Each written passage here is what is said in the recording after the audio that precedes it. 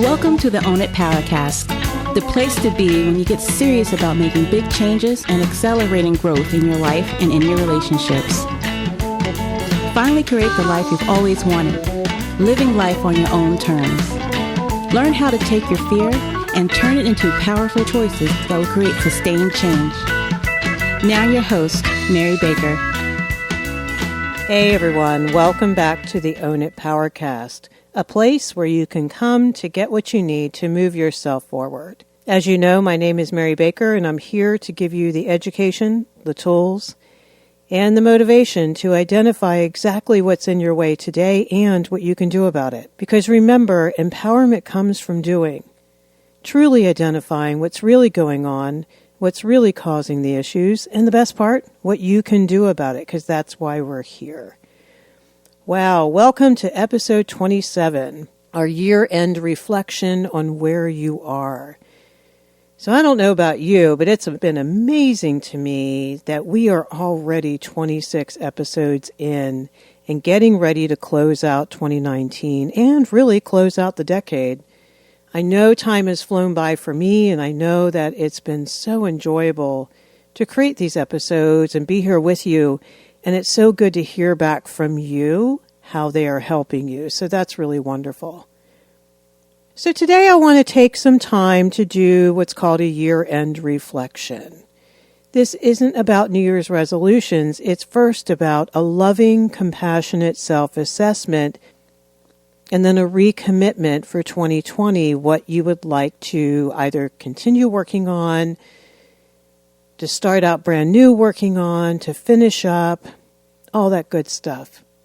This is an episode that if you're walking or if you're running or jogging or driving, that you really may want to replay when you have more time to do some writing around this. Now, it's fine to listen to it now and just kind of see what hits your heart.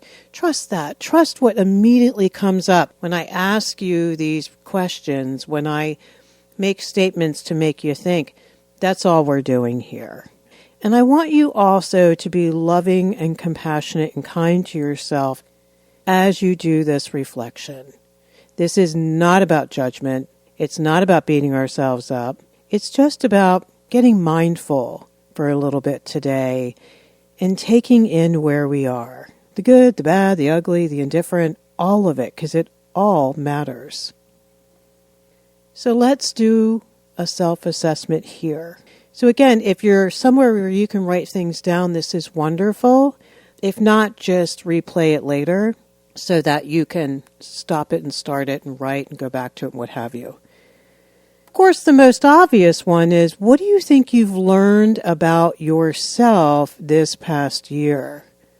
And it could even be you started in October, and that's totally fine. It's okay. Like, what were some of the hardest things that you had to realize about yourself, either by listening to these episodes and self-identifying, or just in general? What were the hardest things and why? Typically, in my book, the hardest things are the scariest things to face, the ones we have the most shame about or extreme guilt. And owning up can be terrifying, but also relieving. And they also tend to be the most life-changing moments. When we really get down and dirty and say, no more. I've got to do something about this. I need to face this. Conversely, not facing these things, in my experience, is the reason why we can really stay stuck in a status quo that we do not like. That's keeping us miserable or keeping us anxious or keeping us depressed. What about the best thing you learned about yourself? What was fabulous? What did you finally own? Like maybe one of your talents or a loving reminder of wonderful adjectives about you. And see, this can happen if you've been spending time with manipulative, unhealthy people. You tend to lose sight of all of that, all that wonderful truth about you. So what's one or two things? You could have 7, I don't care, that are things that you just are so glad that you embraced, okay? If it brings up anxiety, when I say, what's the best thing? It's okay. Look at your distorted beliefs around that. Like, I shouldn't shine, I shouldn't boast. Kick those beliefs to the curb and just own it. Number 2, what is one thing that you really want to gain more clarity about in your life next year? And think about a category, typically. If you can't think of anything specific, that's okay. Maybe it's just someone wants to get really clear about their financial future, or someone wants to get really clear about a particular relationship in their life.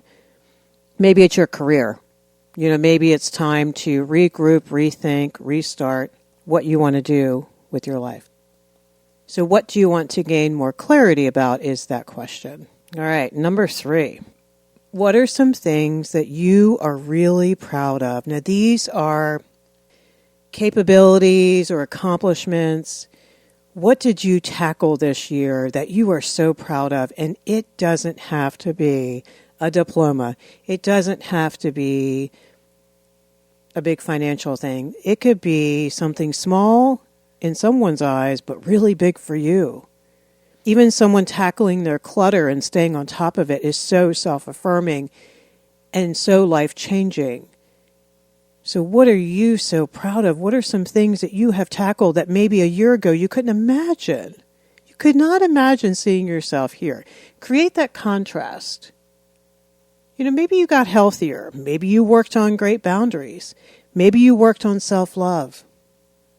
And we don't have to be finished here, guys. Remember, we're always in process. And we're always progressing.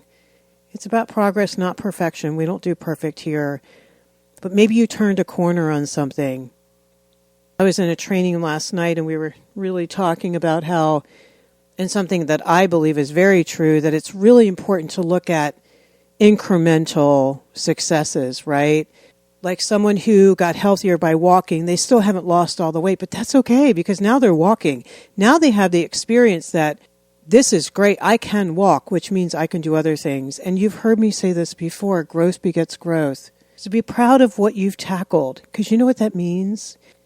It means, number 1, you were ready.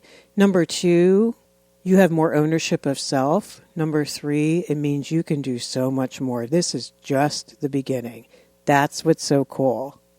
Even a little bit is better than nothing. Remember, because you're going to log that experience. Oh, we were talking in our training about if someone quit smoking for like 19 days, but then went back to it, is that better than not having tried it all? Hell yes. Because now they can feel and see and experience what I call the contrast. The contrast between healthy and unhealthy. Oftentimes we need a lot of experiences with that contrast till we're finally ready, and that's okay. It's all good. We're ready when we're ready. Number 4, what specific improvements have you made to your environments? And when I say environments, I mean like your home, your working space, maybe your yard or your garden. Maybe you're keeping your car clean. Maybe you changed your car to something more comfortable. Like what improvements have you made? And this is not about status and having the latest and the greatest. Maybe someone just painted the inside of their home and it just felt so much brighter and more comfortable. Maybe you changed the look of the interior of your home. Maybe you cleaned it up, right? Maybe it's not as cluttered. It could be anything, really. Maybe things that have brought joy, like someone putting a deck on the back of the house and they can go out and sit in the morning and meditate. Things like that. They matter. Environments matter, guys. They really, really do. So think about some improvements you've made that you're really happy about and notice the impact on you. Conversely, what do you still want to improve and why? Like organizing, cleaning, redoing, painting, maybe moving. That's like the ultimate, right? And I think I want to talk here about the hardest part is maintaining that. It's not starting out on the shiny new project. Oftentimes we can get really revved up and excited and do that. But what about keeping the house clean? What about keeping your house up so that it is not in disrepair, that your yard looks peaceful? Things like that. Environments. Number 5, okay, what about relationships? Speaking of environments, Notice, think about your relationships. What about setting boundaries? What about detaching? How did you do? How did you do this last year? How did you do being less reactive, more emotionally mature, more self-focused in a healthy way? How did you do taking more responsibility for yourself in relationships? And guys, I'm not talking about perfectly. I'm just talking about a loving, honest self-assessment. And if you didn't do any of that and you still want to, that's all good. Put it on the list. So how do your behaviors, right, still need to improve? But do the and, not the but. It's and. I've made some progress in 2019. Maybe I just started towards the end of the year, right? And I am looking forward to doing more. Don't do negative statements for your brain. Try to always flip it to the positive opposite. Like, I'm looking forward to doing more, as opposed to, oh my God, I can't believe I didn't set any boundaries. You may have to do that for a moment, but I want you to quickly turn it into the positive opposite.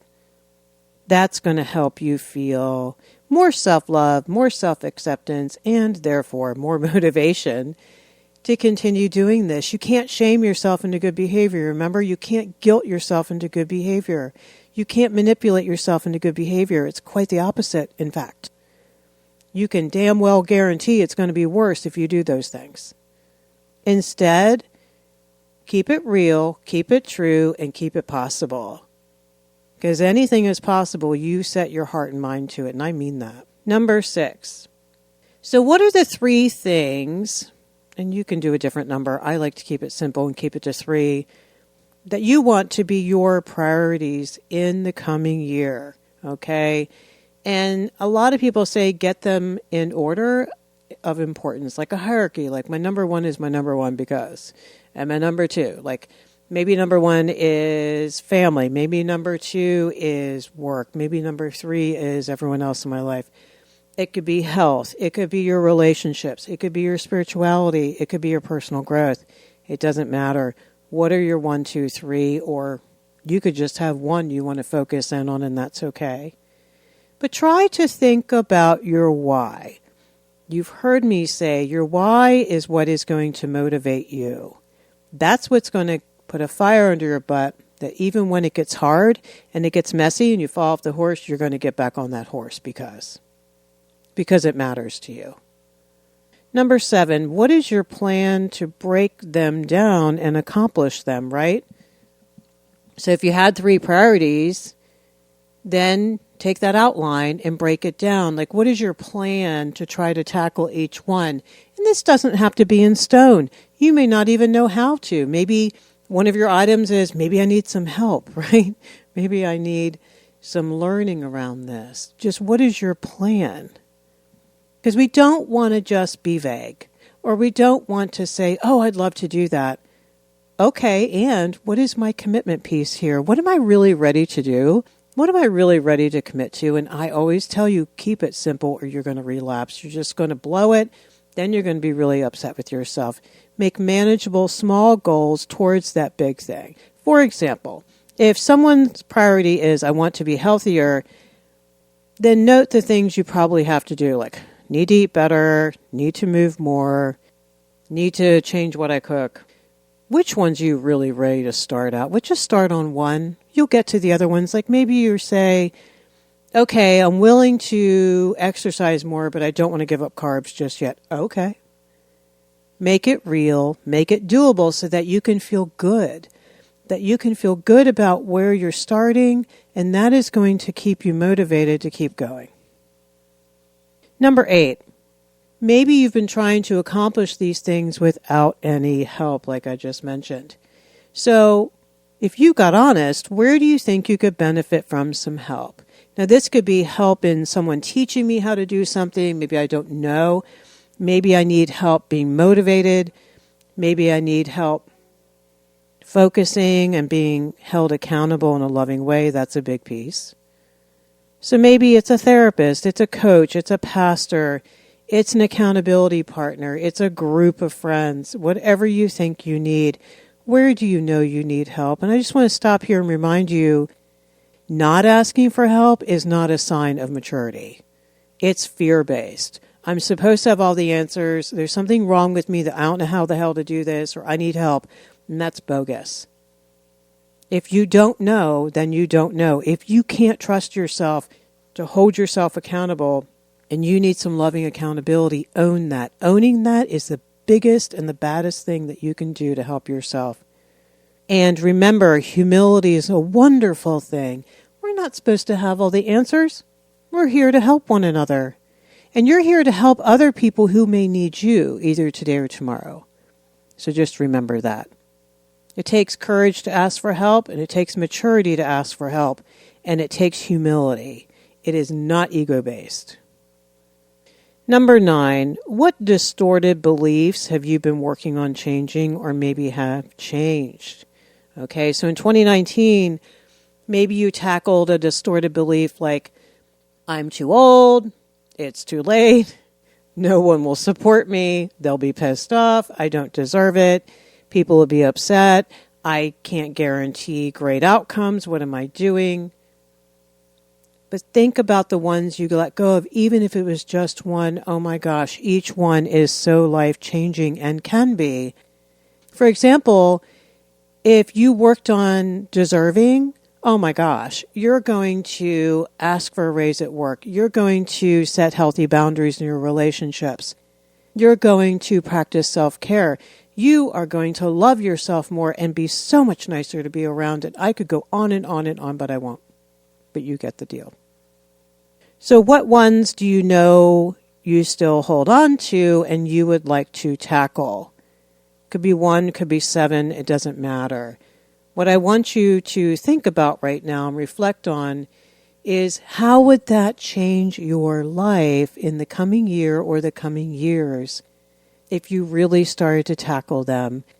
And this also might be a place where you know you want to tackle them, but you don't know how or you don't feel like you can. That's where I strongly encourage you, reach out for help. Get some coaching around this. You will be amazed how a different perspective, and I think clinically, as a counselor as well, I know that when it's affirmed from a healthy individual outside of you, they're creating reality for you. If they look at you and say, no, you deserve this because, and they give you evidence, and they keep telling you that and keep telling you that, you will internalize that. Remember, it's almost like healing the self. It's reparenting the self, because if you don't feel like you deserve, that got messed up a long time ago, and that's deeply imprinted. So you're going to need others, along with yourself, to keep reminding you, yes, I deserve, because we all do. And it's not conditional upon anything. Okay. Number 10. Okay, here's where we get honest. What might you have secretly sabotaged? Okay. And with kindness and compassion, think about maybe why you had done that. Why did you blow that? Why did you get to the 11th hour and take it back? Why did you not follow through? Why did you not finish that thing? Why did you not honor what you said you wanted and needed, wanted to do for yourself? There are valid reasons why we do this. So with kindness and compassion and lots of acceptance and love, doesn't mean you're ignoring that you did it, doesn't mean you're co-signing it. You're just saying, oh wow, I wasn't ready. Like I tell clients all the time, I witnessed this. When people are getting ready to leave a toxic relationship, it's because they had some contrast. Other people started treating them better. They started treating themselves better. And when they got out of that relationship, they just took off ripping and running. I mean, really honoring themselves and just changing their life. And it's so amazing. So a lot of times we're stuck in unhealthy environments and we can't see that. We just don't have enough healthy, loving people around us. We don't have healthy places to belong. There are lots of reasons why. So know that you're owning that you sabotage some things. You recognize that maybe you just weren't ready to do healthier, but you want to get ready to get ready to get ready to be ready. And that's a good thing. So in 2020 then, what are some ways you want to follow through on things that matter to you? What do you want that to feel like and why? Try to picture it right now and imagine how fabulous that's going to feel. how you're going to feel so much better about yourself. If you're not sure if you're ready to pull the trigger on it or how, just keep focusing on the why and what it's going to look like and feel like. Trust me, that will pull you forward. When you're ready, those answers will start popping up. I promise you. Sometimes the answer is, ooh, I need to go get help around this, and that's totally cool. Okay, so as you can see, this is basically a year-end gap analysis, right? I think it's really important to do both at one time. Focus on the truth, not lie to myself, and be proud of the things that I've already done and identify things that I want to improve. Do you see how that's a combination? There's a mixed bag. We don't do black and white here. It's and it's both. And it's all true. So I really want you to keep focusing on what you are doing that's healthy and positive as well, as opposed to what you're not doing. Yes, we recognize it. We have to label it and be honest and say, yeah, I have not looked at that thing. But we don't want to stay there. Instead, quickly, we're like, okay, what am I ready to do about that?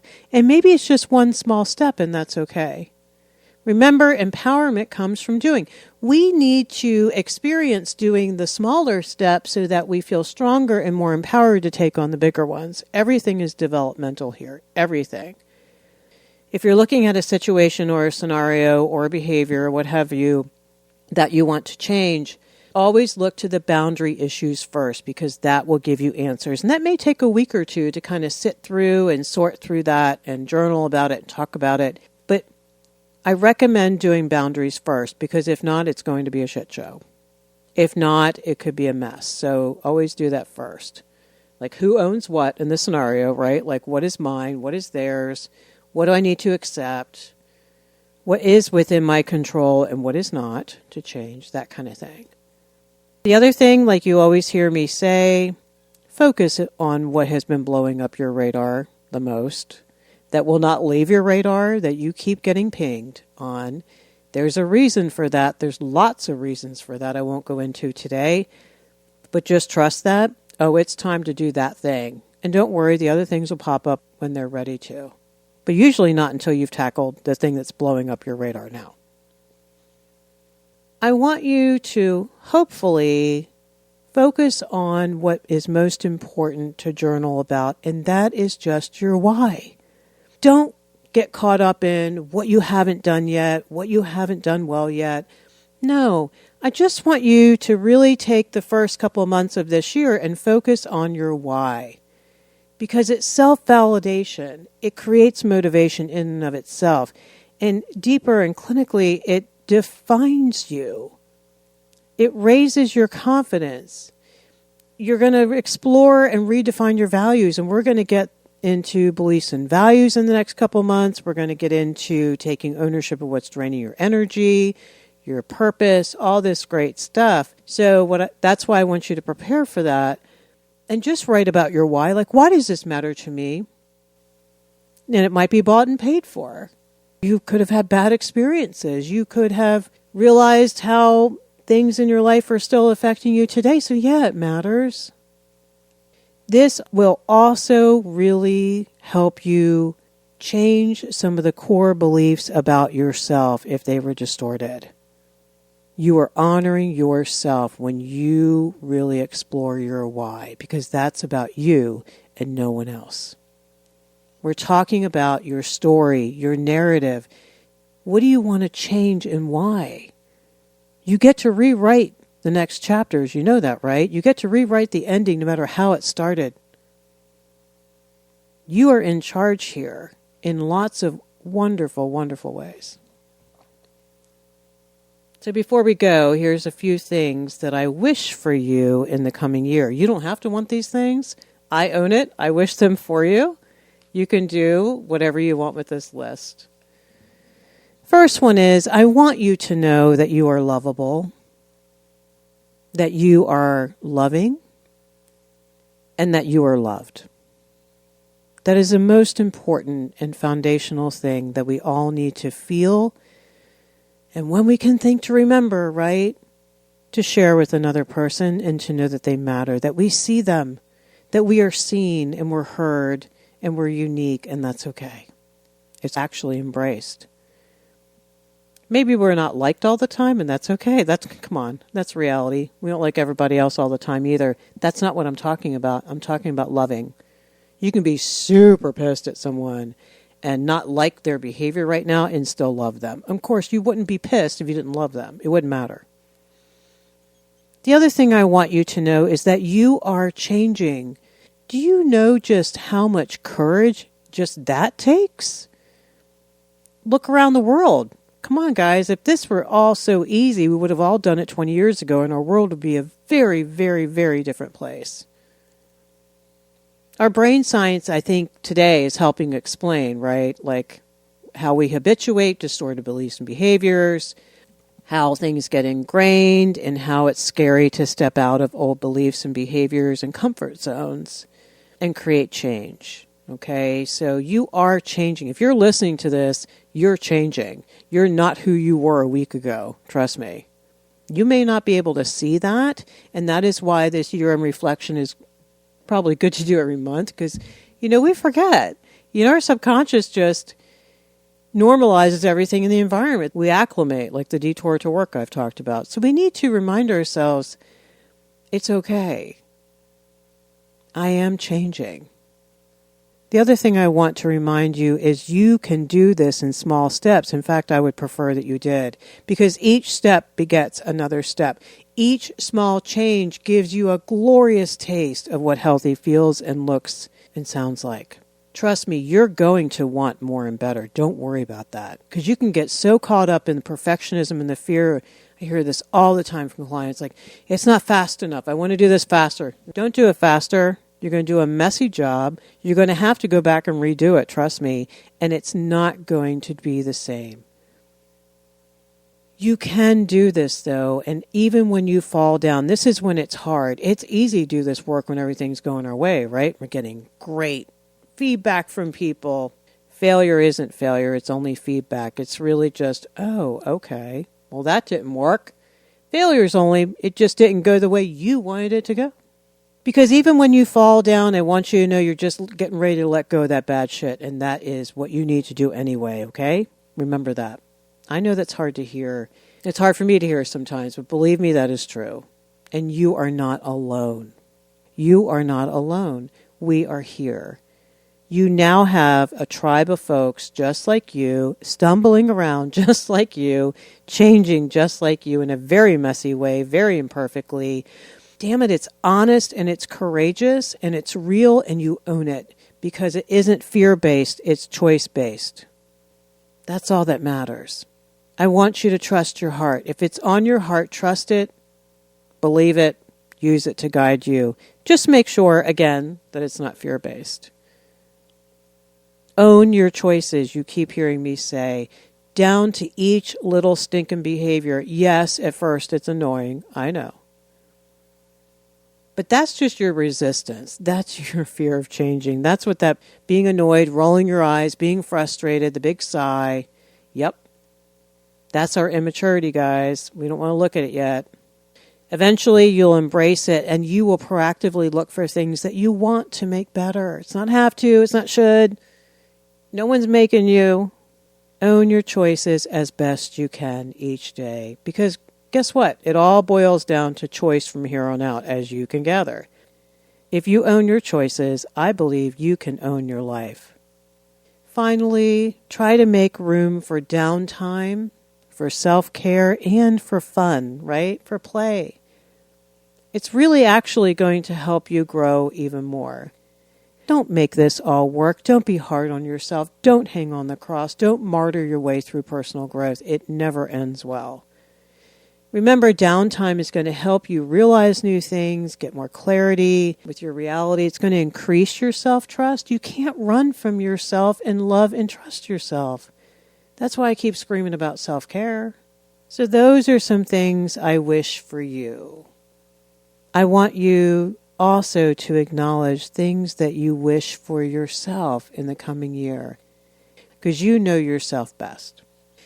Wow, so today we spent time in some really great reflection over how far you've come, and, remember, and, not but, and what you want to work on in the coming year.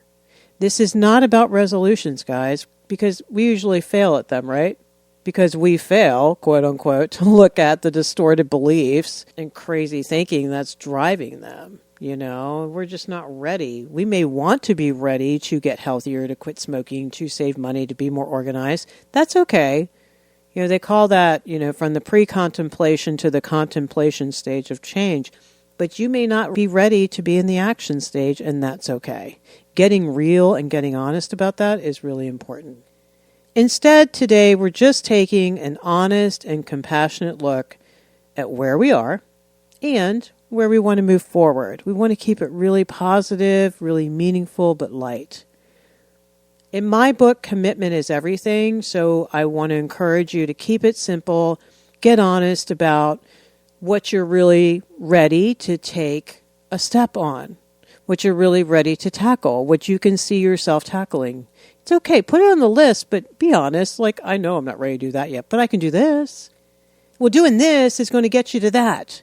Doing this, you're going to want more. Humans always want more. You will get there. That hard thing, you're like, I don't know about that. That's okay. It's okay. You will get there. Trust me. Do one thing at a time, because small changes turn the big ship around eventually. I like them because I think, again, they're solid foundation pieces. Okay, they're bought and paid for. They're meaningful. We learn lessons as we go. We heal things as we go. You're healing your past by every little change that you make. And you're less likely to have what I call buyer's remorse and personal growth and revert back to old stuff. Because you try to change shit too quick, you're like, oh no, can't do this. You will blow it up. That's okay, because it's just too big. It's too traumatic. You're not ready.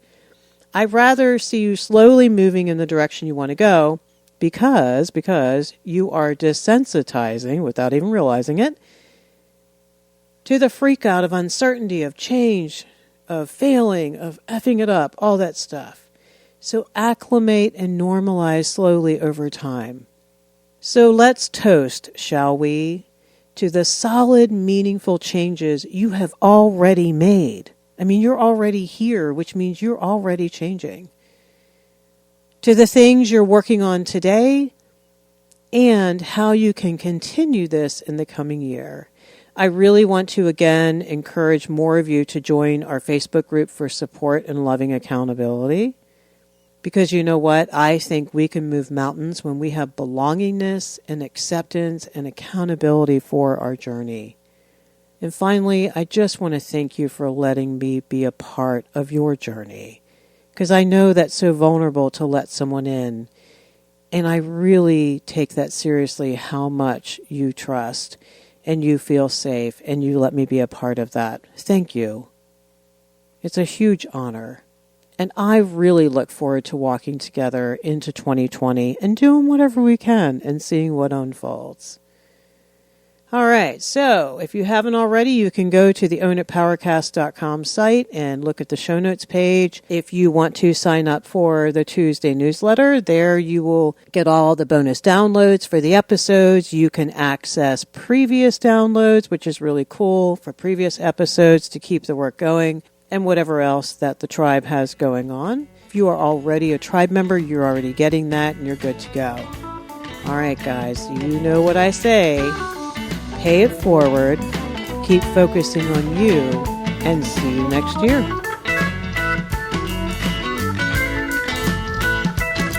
We hope you took away some useful insights and tools you can begin using right away. If you did, please leave a positive review and share on your social media. Because could you imagine if everyone in your life really got it together? Remember, own it now, so you can really own it later.